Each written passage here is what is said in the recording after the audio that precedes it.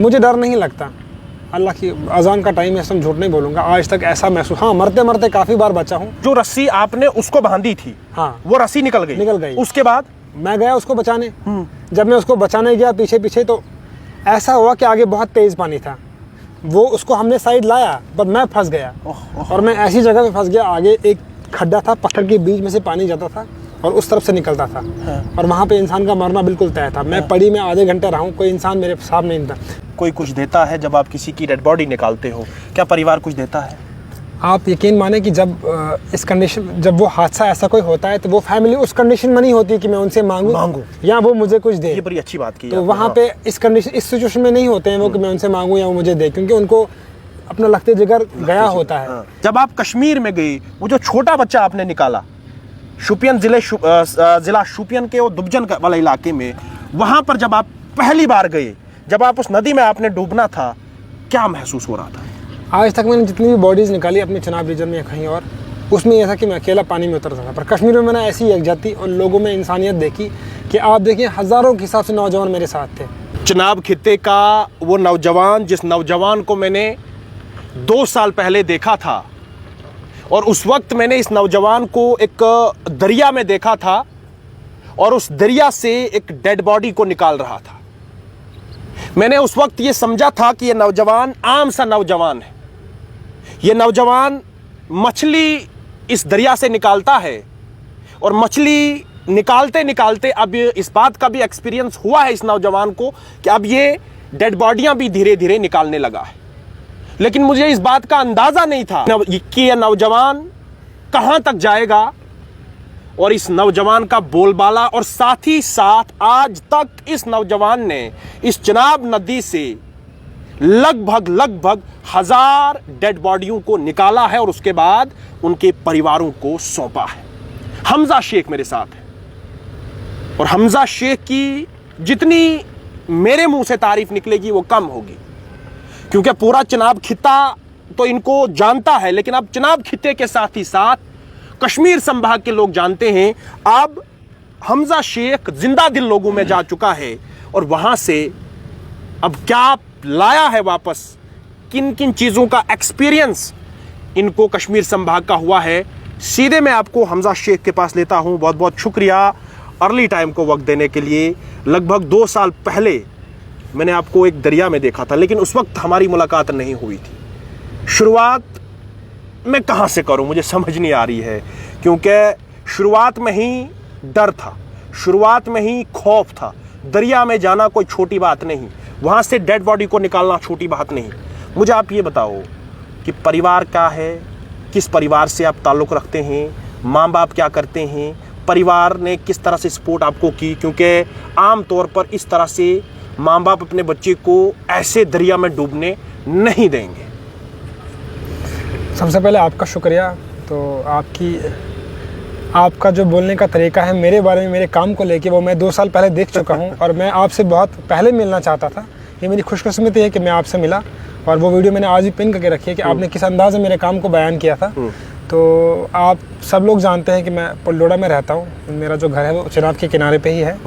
तो फैमिली में जो मेरे वालिद साहब हैं उनकी डेथ हो गई है, मैं 11 साल का था।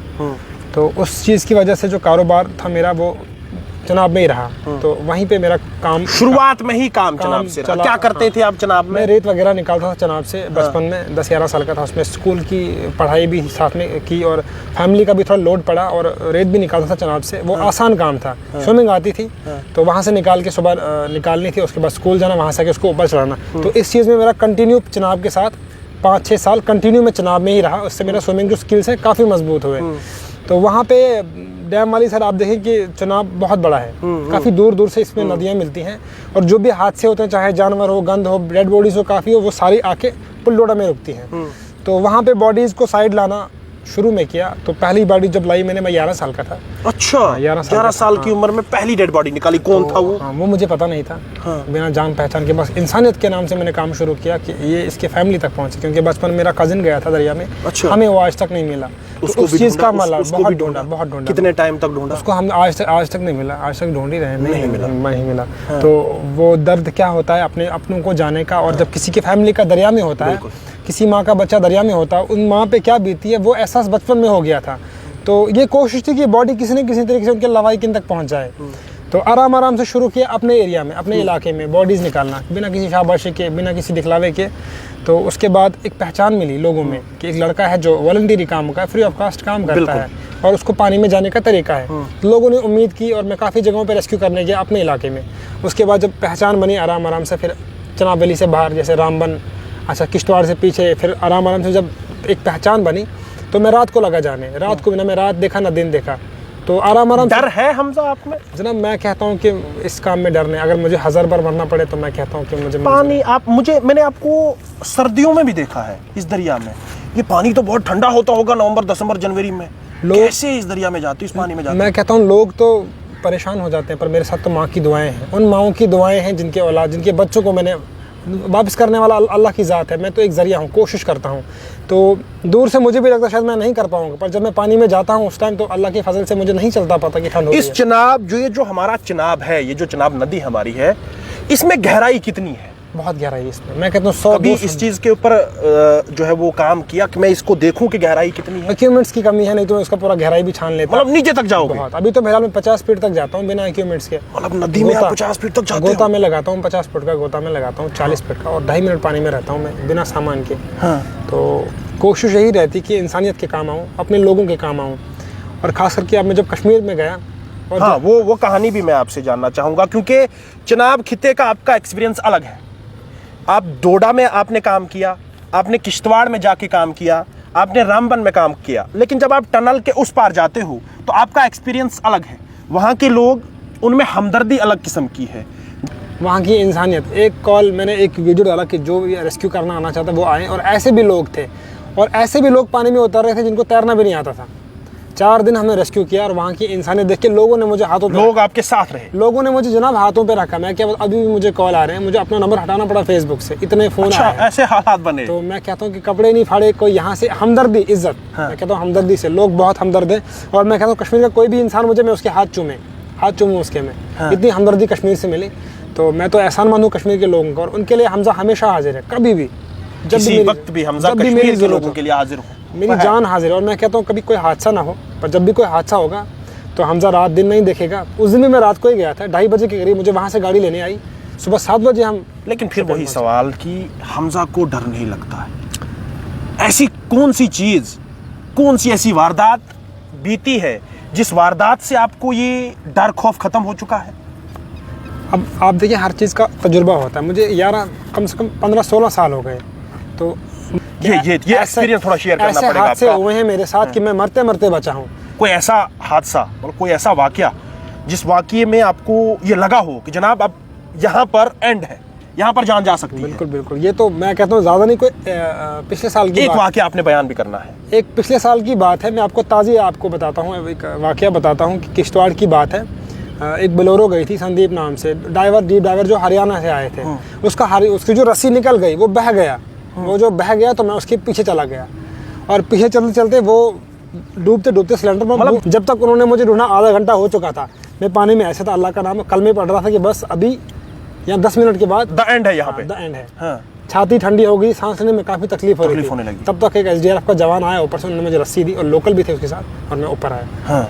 तो काफ़ी सारे ऐसे हादसे होते हैं कि जहाँ मुझे सेफ्टी लगी नहीं होती है, तेज़ पानी होता, पता नहीं चलता है। मैं कहता हूँ कि घर से जाने से पहले मुझे कभी ये नहीं पता होता कि मैं वापस आऊँ कि नहीं आऊँ, ये कभी नहीं पता होता कि वापस आऊँगा। काफ़ी बार ऐसा भी होता कि फैमिली से बिना पूछे जाना पड़ता है, क्योंकि काम ही ऐसा है। माँ कभी नाराज हुई? कोई भी माँ अपने बच्चे को नहीं भेजेगी। कभी नाराज हुई, जनाब, कभी रोका जाने से? बहुत बार, पर अब नहीं रोकती है। उनको पता है कि इसको, मेरे अलावा बहुत सी माएँ हैं इसकी जो इसको दुआएं देती हैं। तो घर का अब ये बात भी मैंने आपसे जाननी है, पैसा मिलता है, देते हैं कोई कुछ? जब मैंने ये शुरू काम किया था तो आप यकीन माने कि आप तो हमारे इलाके से ही हैं, आपको पता है कि वहाँ पे ऐसे कोई प्रोफेशनली नहीं है।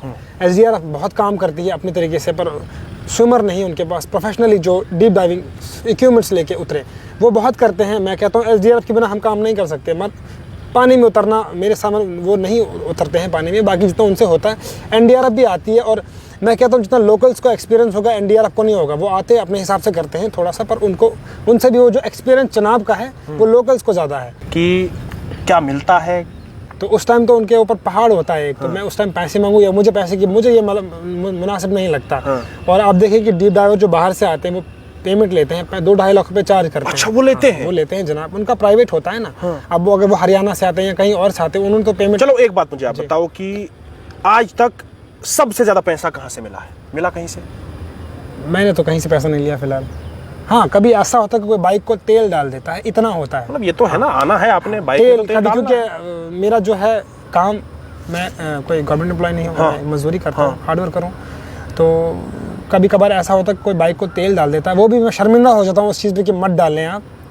ये इस चीज़ का बोझ भी मत करें, ये मेरा काम है, अल्लाह ने सलाहियत दी है पाने की, जितना हो सके मैं करूँ। आपके जो इक्विपमेंट है जी, उनका अगर हमने रेट जानना होगा, कितने पैसे में वो इक्विपमेंट आएंगे? इक्विपमेंट्स का 2 चीज़ें हैं मेरी डिमांड अभी। तुम जो अब हमारी स्टेट प्रेसिडेंट हैं दरक्षा मैडम, उनसे बात उन्होंने भी हुई मुझे आपकी? कहा, उन्होंने मुझे सामान की लिस्ट भी मैंने उनको दे दी है। तो और जो शगुन परियार जी हैं उन्होंने भी कहा है, काफ़ी सारे लोगों ने वादे किए हैं कि हम देंगे, पर अभी तक मेरे पास इक्विपमेंट्स नहीं आए हैं, अभी तक मेरे पास नहीं आए हैं। तो एक तो डीप डाइविंग कोर्स, क्योंकि इक्विपमेंट्स तो मेरे पास आ जाएंगे, पर उनको लगाने की जांच और पानी में उतर के काम करना वो अलग बात है। अच्छा। क्योंकि मेरा जो है, मैं एक, आप यकीन माने कि मैं एक देसी तारू हूँ अपने इलाके का, जो कोई ट्रेनिंग नहीं ली है, कोई किसी से सीखा नहीं है, सिर्फ एक्सपीरियंस है। चनाब में नहाता हूँ, बॉडीज़ को रिकवर करता हूँ, तो उतना ही मुझे पता है। सामान लगा के पानी में जाना, उसके लिए कोर्स है, और कोर्स की फीस है 1.5 लाख रुपए। अच्छा। कोर्स की फीस, वो भी हरियाणा में। अगर चेन्नई जाना होगा तो ज़्यादा होगी उसकी। तो फिर इक्विपमेंट्स तो का अब क्या मतलब 2-2.5 लाख रुपए सोचा है कि वो ट्रेनिंग करनी है? कोशिश तो यही है करना है जी, कोशिश तो मेरी यही हमेशा। घर तो आप पे ही चलता है, परिवार में आप ही सबसे ज्यादा बड़े होंगे मेरे ख्याल से। बिल्कुल, मैं घर कैसे चलाते हो फिर? लोगों के घर में तो आप काम कर लेते हैं, लोगों के घरों के काम, अपना घर कैसे चलता है? बस मजदूरी करते हैं, अल्लाह चलाने वाला है। तो छोटे भाई की भी काफ़ी सपोर्ट है, थोड़ा सा है। वो मेरे काम को समझते हैं। उसके बाद खुद भी मेहनत मजदूरी करता हूँ, पर यह है कि अपने काम को छोड़ा नहीं, इस काम में टिका हूँ बचपन से, अल्लाह मुझे इस काम पे ही मौत लाए। कभी आपकी जो जिला इंतजामिया है, उन्होंने कभी सहराया आपकी इस काम को, आपको बोला कभी जनाब आप अच्छा काम कर रहे हैं?